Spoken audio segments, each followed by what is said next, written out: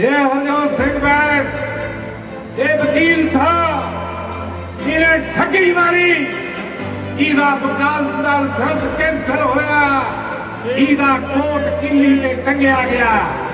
वो तू पहला इलेक्शन दियां गल्लां करदे, वो तू किली तो कोट दा ला, तेरा कोट किदा लेंदा, तेरा कोट नहीं लेंदा।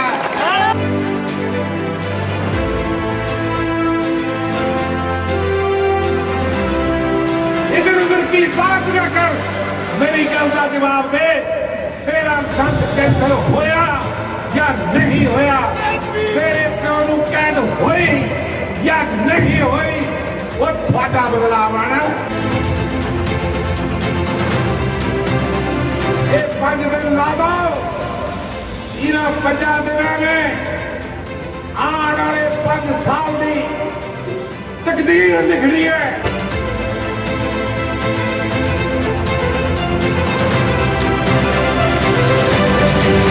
इतिहास तक है, इन्हें अजय फैसला करता कि 10 तारीख को क्या होना है।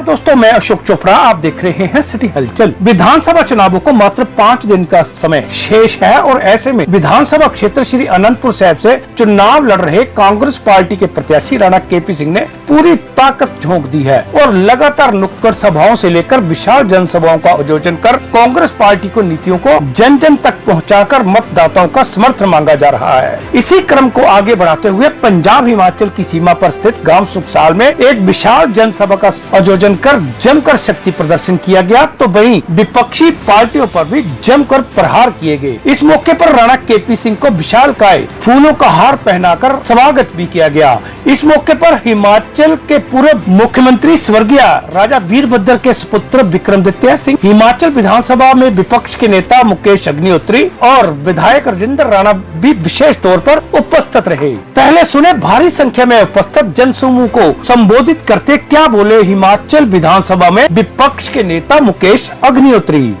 और इत्थे जिहड़ा है कह रहे कि आम आदमी पार्टी आएगी। भाई आम आदमी केड़ी आम आदमी, चन्नी दे वर्गा आम केड़ा हो सकता, साधारण आदमी केड़ा हो सकता। बिल्कुल आम आदमी तुहाडे विच आ गया है और तुहाडे जिले दा हैगा, तुहाडे अपने जिले दा, तुहाडे अपने नेड़े दा, और कम करके दिखाना बड़ा औखा हुंदा। राणा जी ने कम किए, आरोप लगाना बड़ा आसान होंदा। ये जिहड़े आए हैं जिन्होंने कभी MLA नहीं बनना, वो राणा जी पर बड़े बड़े आरोप लगा रहे। मैं देख रहा चरित्र हनन की राजनीति कर रहे, लेकिन ये 5, 10, 15 दिन की गल है। आरोप लगाने वाले इत्थे नजर नहीं आने, जिथों आए उत्थे ही चले जाने। जिथों आना तुहाडे विच रहना, तुहाडे दुख सुख का साथी KPS राणा ही रहना, इसी बंदे ने कम आना। और इस करके मैं तुहानू ये कहना चाहता कि राणे की गड्डी चल पई है, जिन्हें चढ़ना चढ़ जाओ, सारे चढ़ जाओ। यही चलनी है गड्डी, यही है असली गड्डी पंजाब के चलने वाली।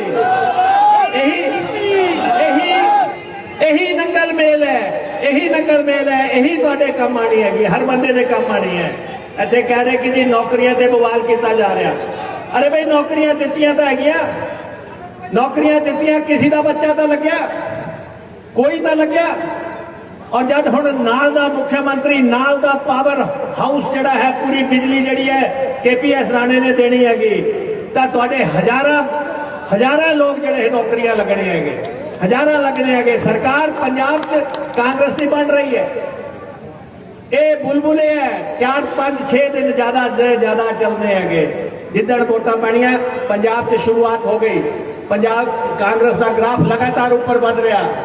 राहुल गांधी जी दी रैलियां, प्रियंका गांधी जी दी रैलियां, लोग देखो किन्ने आ रहे। और कल चन्नी जी जब दंगल आ रहे, तुसी हाल देखना क्या होना है। सारे जरा है अली अली करके पै जाओ। मैं तुहानू कहता दे दिओ रगड़ा, दे दिओ रगड़ा, बढ़ाओ राणे नूं ऐसी लीड दो, इस ढंग की लीड दो ताकि जरा है सानू साडा फकर है राणा, साडी शान है राणा, साडा इस इलाके की इज्जत है राणा। मैं तुहानू दस दिंदा, कई आने कई जाने, किसी से गुमराह होने की जरूरत नहीं है। और जयराम जी ਜਿਹੜੇ ਸਾਡੇ ਪ੍ਰਦੇਸ਼ ਤੇ ਆਏ थे ਉਹਨਾਂ ਨੂੰ ਅਸੀਂ ਕਹਿ ਦੇਣਾ ਚਾਹੁੰਦੇ ਨਵੰਬਰ 'ਚ ਤੁਹਾਡੀ ਕੁਰਸੀ ਅਸੀਂ ਹਟਾ ਦੇਣੀ ਹਿਮਾਚਲ 'ਚ ਕਾਂਗਰਸ ਦੀ ਸਰਕਾਰ ਬਣਨੀ ਹੈ ਹਿਮਾਚਲ 'ਚ ਸਾਡੀ ਸਰਕਾਰ ਬਣਨੀ ਹੈ ਇੱਧਰ ਵੀ ਤੁਹਾਡੀ ਸਰਕਾਰ ਉੱਧਰ ਵੀ ਤੁਹਾਡੀ ਸਰਕਾਰ ਹਰ ਪਾਸੇ ਤੁਹਾਡੀ ਸਰਕਾਰ ਚਿੰਤਾ ਨਾ ਕਰੋ ਤੁਸੀਂ ਇਸ ਕਰਕੇ ਖੁੱਲੇ ਦਿਲ ਦੇ ਨਾਲ KPS ਰਾਣੇ ਦੀ ਮਦਦ ਕਰੋ ਅਸੀਂ ਸਾਰਿਆਂ ਨੇ ਮਿਲ ਕੇ ਜਿਹੜਾ ਹੈ ਇਹ ਬਹੁਤ ਗੌਰਵਪੂਰਨ ਆਦਮੀ ਹੈ ਬਹੁਤ ਭਵਿੱਖ ਹੈ ਸਾਡਾ ਇਸ ਕਰਕੇ ऐदा दी शख्सियत के नाल चलना साडे सारे दा जिम्मा बनता। इस मौके पर क्या बोले कांग्रेस के पूर्व मुख्यमंत्री स्वर्गीय वीरभद्र सिंह के पुत्र विक्रमादित्य सिंह भी। मुझे बहुत खुशी है कि हिमाचल प्रदेश से आज पहली बारी आप लोगों के बीच में मुझे यहाँ पे आने का सौभाग्य प्राप्त हुआ है। आप लोगों का आशीर्वाद लेने के लिए मैं आप लोगों के बीच में आया हूं और हमारे लिए एक भावनात्मक पल भी है क्योंकि हमारे पिता तुल्य बहुत ही आदरणीय माननीय राणा KP जी जिनके साथ मेरे पिताजी राजा वीरभद्र सिंह जी का बहुत प्यार था और ऐसा कोई चुनाव पंजाब के अंदर नहीं हुआ करता था जिसमें वो यहाँ पर आकर राणा साहब को अपना आशीर्वाद देते थे यहाँ के लोगों का प्यार और सत्कार प्राप्त करते थे। आज मैं यहाँ पे केवल एक राजनेता के रूप में नहीं आया हूँ एक छोटे बेटे के रूप में एक भाई के रूप में आप लोगों के बीच में आया हूँ और आपसे यही विनती और निवेदन करना चाहता हूं कि अभी यहाँ पे सभी बड़े बड़े नेताओं ने अपनी बात कहनी है। हिमाचल से माननीय मुकेश अग्निहोत्री जी जो हमारे नेता प्रतिपक्ष है वो भी हमारे बीच में है। अभी विधायक राजेंद्र राणा जी के आपने विचार सुने और सभी यहाँ पे गणमान्य व्यक्ति हैं तो मैं कोई ज्यादा बड़ी बातें नहीं कहना चाहता। मेरा केवल इतना ही निवेदन आपसे रहेगा कि आज जो यहाँ पे राजनीतिक अखाड़े में आपने बहुत सोच समझकर अपना मतदान करना है और जो इस अखाड़े के मंजे हुए खिलाड़ी हैं जिन्होंने हर परिस्थितियों में चाहे अच्छे दिन है चाहे बुरे दिन है चाहे किसानों की लड़ाई की बात है युवाओं को रोजगार देने की बात है हर मुद्दे में पंजाब के इस इलाके की आवाज को बुलंदी के साथ विधानसभा के अंदर उठाया प्रदेश सरकार के समक्ष उठाया और आने वाले समय में भी बहुत से लोग हमारे बीच में आ रहे हैं। कोई ये मुफ्त देने की बात कर रहा है कोई बिजली मुफ्त देने की बात कर रहा है कोई मोबाइल मुफ्त देने की बात कर रहा है। सबसे बड़ा उदाहरण केंद्र में बैठी सरकार है मोदी सरकार है जिन्होंने उज्ज्वला योजना में पहले लोगों को महिलाओं को मुफ्त सिलेंडर देना शुरू किया। एक बारी सिलेंडर दिया गया उसके बाद 1,000-1,200 रुपए का सिलेंडर हमारी महिलाओं को माताओं को खरीदना जो है वो दुश्वार हो गया। पेट्रोल डीजल के कीमतें आसमान छू रही है उसका कोई मोदी सरकार को केंद्र सरकार को कोई लेना देना नहीं है। ये सारे बरसाती मेंढक है समय समय पर आकर लोगों को लुभाने की कोशिश करते हैं मगर जब व्यक्ति की आवश्यकता हो दुख सुख में जो व्यक्ति हमेशा आपके साथ खड़ा रहा हो सदियों से दशकों से आपके साथ खड़ा हो ऐसे व्यक्ति का हमको साथ देना है। इस मौके पर अपने संबोधन में राणा KP सिंह ने कहा कि विधानसभा क्षेत्र श्री आनंदपुर साहिब के विकास में लगी एक एक ईंट इस बात की गवाह है कि ये विकास कांग्रेस पार्टी की देन है। राणा KP सिंह ने कहा कि लोकतंत्र में मतदाता हर 5 वर्ष बाद अपना सरपंच पंच विधायक और लोकसभा सदस्य चुनते हैं और चुने हुए नुमाइंदा का फर्ज होता है कि मतदाताओं की मांग के अनुसार विकास करवाए और मैंने बीते 20 वर्षों से ईमानदारी से आप लोगों की सेवा की है और यही कारण है कि बीते 5 वर्षों में 1000 करोड़ रुपए से भी अधिक के विकास कार्य विधानसभा क्षेत्र श्री अनंतपुर साहिब में करवाए हैं। और इतने पैसे तो पंजाब के मुख्यमंत्री चरणजीत सिंह चन्नी के विधानसभा क्षेत्र में भी नहीं लगे हैं। उन्होंने कहा कि मैंने 5 वर्षों में 1000 से भी अधिक युवाओं को नौकरियां दी है, और अगर कोरोना की महामारी ना होती तो जो नौकरियां हजारों की संख्या में होती। उन्होंने कहा कि कांग्रेसी कार्यकर्ताओं के परिवारों को भी अगर कोई नौकरी दी गई है तो इसमें गुनाह क्या है। उन्होंने कहा कि अगर कुछ लोग इसे गुनाह मानते हैं तो ऐसा गुनाह मैं बार बार करूंगा। सुने क्या बोले उपस्थित जनसमूह को संबोधित करते राणा केपी सिंह। प्रजातंत्र के अंदर 25 साली लोग अपना नुमाइंदा चुनते और जड़ा लोग नुमाइंदा चुनिया जाता वो लोगों का सेवादार हुंदा है, वो जीवदा भी लोगों च और मरदा भी लोगों च, कंडा लोगों के चुवे और तकलीफ होती है, लेकिन उसका चकमा चुला नहीं होता। वे कदे लुधियाने में लड़ ले, कदे बंगाल आ गए, ते अगली बारी वास्ते होर स्टेशन लभने। ये लोक सेवकों का काम नहीं होता।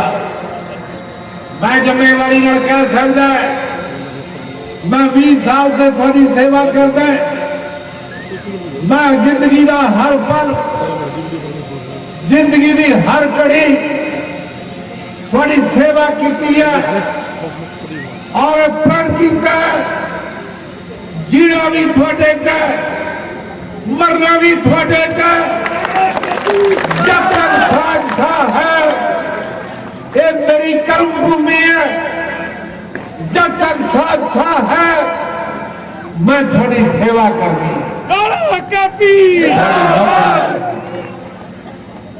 थोड़ी नौकरी करते। भराओ मैं भी कह सकता, मैं पिछले 5 साल के अंदर 1000 करोड़ रुपया हल्के चलाया।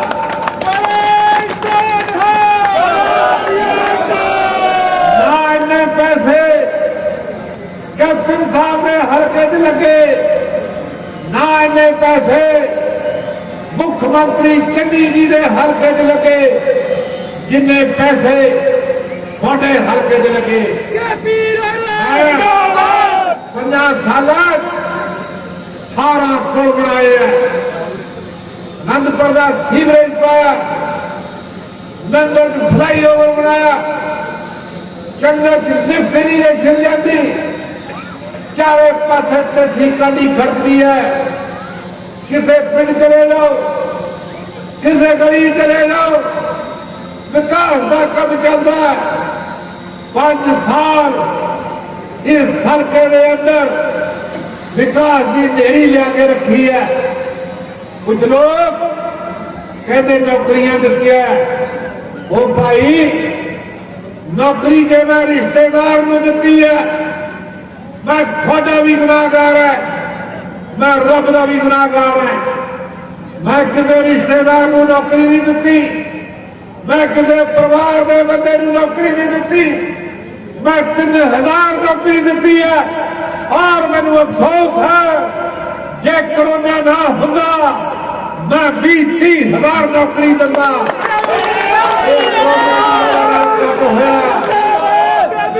बाकी जे कोई कहे 3000 नौकरियां चो 4 नौकरियां कांग्रेसियों के बच्चों को मिल गई तो मैं गुनाह नहीं किया। जे गुनाह तो मैं गुनाह रोज करूंगा, मैं होर करूंगा, ये कुछ ऐसे किस्म दी गल्लां करते जड़ियां का कोई जवाब नहीं। मैं रोज पूछता वो भाई नंगल दे किसी का लाइसेंस जब्त नहीं होया, आनंदपुर किसी का लाइसेंस जब्त नहीं होया, रोपड़ किसी का लाइसेंस जब्त नहीं होया। ये हरजोत सिंह बैस ये वकील था, इन्हें ठगी मारी, ਇਹਦਾ ਵਕਾਲਤ ਨਾਲ ਸੰਬੰਧ ਕੈਂਸਲ ਹੋਇਆ, ਇਹਦਾ ਕੋਟ ਕਿੱਲੀ ਤੇ ਟੰਗਿਆ ਗਿਆ। ਉਹ ਤੂੰ ਪਹਿਲਾਂ ਇਲੈਕਸ਼ਨ ਦੀਆਂ ਗੱਲਾਂ ਕਰਦਾ, ਉਹ ਤੂੰ ਕਿੱਲੀ ਤੋਂ ਕੋਟ ਦਾ ਲਾ, ਤੇਰਾ ਕੋਟ ਕਿਤਾ ਲੈਂਦਾ, ਤੇਰਾ ਕੋਟ ਨਹੀਂ ਲੈਂਦਾ, ਤੂੰ ਕਾਲਾ ਕੋਟ ਨਹੀਂ ਪਾ ਸਕਦਾ। ਤੂੰ ਕਿਹੜੇ ਘਰਾਂ ਦੀਆਂ ਗੱਲਾਂ ਕਰਦਾ? ਤੇਰੇ ਸਤਿਕਾਰਯੋਗ ਪਿਤਾ ਜੀ ਲੁਧਿਆਣੇ 'ਚ ਬੈਠ ਕੇ ਜਾਲੀ ਆਰਸੀਆਂ ਬਣਾਉਂਦਾ ਤਾਂ ਫੜਿਆ ਗਿਆ, 2 ਸਾਲ ਦੀ ਕੈਦ ਹੋਈ। ਉਹ ਤੂੰ ਮੈਨੂੰ ਦੱਸ ਤੇਰਾ ਲਾਇਸੈਂਸ ਕੈਂਸਲ ਹੋਇਆ ਜਾਂ ਨਹੀਂ ਹੋਇਆ? ਉਹ ਤੂੰ ਦੱਸ ਤੇਰੇ ਪਿਓ ਨੂੰ ਕੈਦ ਹੋਈ ਜਾਂ ਨਹੀਂ ਹੋਈ? ਤੂੰ ਇੱਧਰ ਉੱਧਰ ਬੈਠਾ ਕਰ, ਇੱਧਰ ਉੱਧਰ ਦੀ ਗੱਲ ਨਾ ਕਰ, ਇੱਧਰ ਉੱਧਰ ਕੀ ਬਾਤ ਨਾ ਕਰ, ਮੇਰੀ ਗੱਲ ਦਾ ਜਵਾਬ ਦੇ। ਤੇਰਾ ਲਾਇਸੈਂਸ ਕੈਂਸਲ ਹੋਇਆ ਜਾਂ ਨਹੀਂ ਹੋਇਆ? ਤੇਰੇ ਪਿਓ ਨੂੰ ਕੈਦ ਹੋਈ ਜਾਂ ਨਹੀਂ ਹੋਈ? ਉਹ ਤੁਹਾਡਾ ਬਦਲਾਵ ਆਣਾ, ਤੁਸੀਂ ਬਦਲਾਵ ਦੀਆਂ ਗੱਲਾਂ ਕਰਦੇ, ਅਸੀਂ ਬਦਲਾਅ ਲਿਆਣਾ। ਉਹ ਤੁਹਾਡੇ ਵਰਗੇ ਲਿਆੜੇ ਬਦਲਾਅ ਵਾਸਤੇ। ਬਾਕੀ ਕਹਿਣ ਵਾਲੀਆਂ ਗੱਲਾਂ ਸਾਰੀਆਂ ਪੰਮਾ ਜੀ ਕਹਿ ਗਏ ਵਕੀਲ ਸਾਹਿਬ। ਜਿੱਥੋਂ ਤੱਕ ਕੇਜਰੀਵਾਲ ਦਾ ਸਵਾਲ ਹੈ, ਲੋਕੋ ਦਿੱਲੀ 'ਚ 2-2 ਕਰੋੜ ਦੀਆਂ ਗੱਡੀਆਂ, ਦਿੱਲੀ ਦੀਆਂ ਲੱਖਾਂ ਟਰੱਕ ਪੁਆੜ 'ਚ ਵਿਕ ਗਏ। ਦਿੱਲੀ 'ਚ ਕੇਜਰੀਵਾਲ ਨੇ ਕਾਨੂੰਨ ਬਣਾਤਾ, 10 ਸਾਲ ਪੁਰਾਣਾ ਟਰੱਕ ਨਹੀਂ ਚੱਲੂਗਾ, 10 ਸਾਲ ਪੁਰਾਣਾ ਟਰੈਕਟਰ ਨਹੀਂ ਚੱਲੂਗਾ। ਉਹ ਕੇਜਰੀਵਾਲ ਪੰਜਾਬ ਦੇ ਜੱਟ ਦਾ ਟਰੈਕਟਰ ਦੀ ਰਜਿਸਟ੍ਰੇਸ਼ਨ ਵੀ ਨਹੀਂ ਕਰਾਉਂਦੇ, ਬਿਨਾਂ ਨੰਬਰ ਤੇ ਚਲਾਈ ਜਾਂਦੇ ਆ। ਤੂੰ ਇੱਥੇ ਕਿੱਥੋਂ ਰੋਕ ਲਏਗਾ? ਤੂੰ ਕਿੱਥੋਂ ਰੋਕ ਲਏਗਾ? ਅਸੀਂ ਤਾਂ ਆਪਣੇ ਟਰੈਕਟਰਾਂ ਨੂੰ ਰਜਿਸਟਰ ਵੀ ਨਹੀਂ ਕਰਾਉਂਦੇ। ਜੇ ਤੂੰ ਰੋਕੇਗਾ, ਆਪਣੀਆਂ ਬਾਹਾਂ ਦਾ ਜ਼ੋਰ ਦੇਖ। ਮੋਦੀ ਨੇ ਕਾਨੂੰਨ ਪਾਸ ਕੀਤਾ ਤਾਂ ਪੰਜਾਬੀ ਮਾਵਾਂ ਦੇ ਪੁੱਤਰਾਂ ਨੇ ਉਹ ਕਾਨੂੰਨ ਵਾਪਸ ਕਰਾਇਆ। ਤੂੰ ਕਿਹੜੇ ਬਾਗ ਦੀ ਮੁੰਨੀ ਹੈ? ਤੂੰ ਪੰਜਾਬ ਦੇ ਟਰੱਕ ਬੰਦ ਨਹੀਂ ਕਰ ਸਕਦਾ, ਤੂੰ ਪੰਜਾਬ ਦੇ ਟਰੈਕਟਰ ਬੰਦ ਨਹੀਂ ਕਰ ਸਕਦਾ, ਤੇਰੀ ਤਾਕਤ ਨਹੀਂ ਹੈ। ਤੂੰ ਪੰਜਾਬ ਦੀਆਂ ਕੰਬਾਈਨਾਂ ਬੰਦ ਕਰ ਦਵੇਂ। ਐਸਾ ਪੰਜਾਬ ਦੇ ਲੋਕ ਕਦੇ ਨਹੀਂ ਹੋਣ ਦੇਣਗੇ। ਲੇਕਿਨ ਮੈਂ ਪੰਜਾਬੀਆਂ ਨੂੰ ਵੀ ਕਹਿੰਦਾ, ਕੇਜਰੀਵਾਲ ਕਹਿੰਦਾ ਪੰਜਾਬ ਦੇ ਟਰੱਕਾਂ ਦਾ ਧੂਆਂ, ਪੰਜਾਬ ਦੀ ਪਰਾਲੀ ਦਾ ਧੂਆਂ, ਪੰਜਾਬ ਦੇ ਟਰੈਕਟਰਾਂ ਦਾ ਧੂਆਂ ਦਿੱਲੀ 'ਚ ਆਉਂਦਾ। ਪੰਜਾਬ ਦਾ ਧੂਆਂ ਚੰਡੀਗੜ੍ਹ ਨਹੀਂ ਜਾਂਦਾ, ਪੰਜਾਬ ਦਾ ਧੂਆਂ ਹਿਮਾਚਲ 'ਚ ਨਹੀਂ ਜਾਂਦਾ, ਪੰਜਾਬ ਦਾ ਧੂਆਂ ਹਰਿਆਣੇ 'ਚ ਨਹੀਂ ਜਾਂਦਾ, ਪੰਜਾਬ ਦਾ ਧੂਆਂ ਰਾਜਸਥਾਨ 'ਚ ਨਹੀਂ ਜਾਂਦਾ। ਮੈਂ ਪੁੱਛਦਾ ਕੇਜਰੀਵਾਲ ਸਾਹਿਬ, ਅਸੀਂ ਪੰਜਾਬ 'ਚ ਪੈਪ ਲਾਈ ਹੋਈ ਹੈ ਜਿਹੜਾ ਇੱਥੇ ਤੇ ਧੂਆਂ ਤੇਰੀ ਦਿੱਲੀ 'ਚ ਛੱਡ ਦੇਵੇ?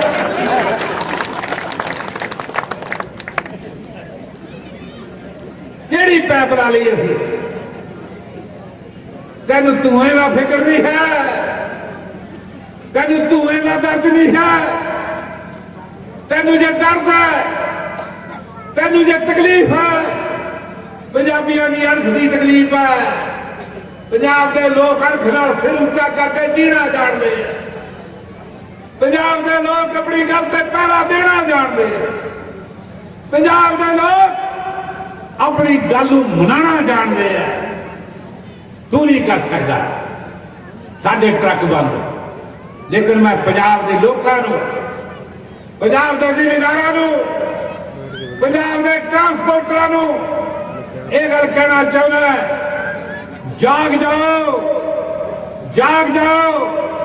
ਮਨਸੂਬੇ ਮਾੜੇ ਆ, ਜਿਨ੍ਹਾਂ ਨਾਲ ਸਾਡੀ ਲੜਾਈ ਹੈ ਉਹਨਾਂ ਦੀ ਸੋਚ ਮਾੜੀ ਹੈ। ਜਾਗ ਜਾਓ। ਇੱਕ ਗੱਲ ਕਹਿ ਕੇ ਗੱਲ ਖਤਮ ਕਰਨੀ ਹੈ। ਮੈਂ ਇੱਕ ਗੱਲ ਕਹਿ ਕੇ ਗੱਲ ਖਤਮ ਕਰਨੀ ਹੈ। ਮੇਰੇ ਭਰਾਓ, ਪਿਛਲੇ ਸਮੇਂ ਦੇ ਅੰਦਰ ਮੈਂ ਨੌਕਰੀਆਂ ਦਿੱਤੀਆਂ, ਉਨੀਆਂ ਨਹੀਂ ਦੇ ਸਕਿਆ ਕਰੋਨੇ ਕਰਕੇ। ਕਰੋਨੇ ਕਰਕੇ ਸਰਕਾਰ ਦਾ ਨੁਕਸਾਨ ਹੋਇਆ। ਹੁਣ ਪੰਜਾਬ ਸਰਕਾਰ ਨੇ ਫੈਸਲਾ ਕੀਤਾ कि पंजाब की IT हब नंगल च बनेगी। असी हजारों लोगों को रोजगार देवांगे। चरणजीत चन्नी ने बयान तक श्री केसगढ़ साहब दिता, जिस दिन मत्था टेकन आए आने वाले समय के अंदर असी बेरोजगारी नाल जबरदस्त टक्कर लवांगे और अपने बच्चों का रोजगार के वसीलियां का राह पतला करांगे। तुसी मैनू 5 दिन दे दो विद्यासागर जी, मैं अपना जीवन दिता, थानू अपनी जिंदगी दी, मैं अपना जीवन दिता।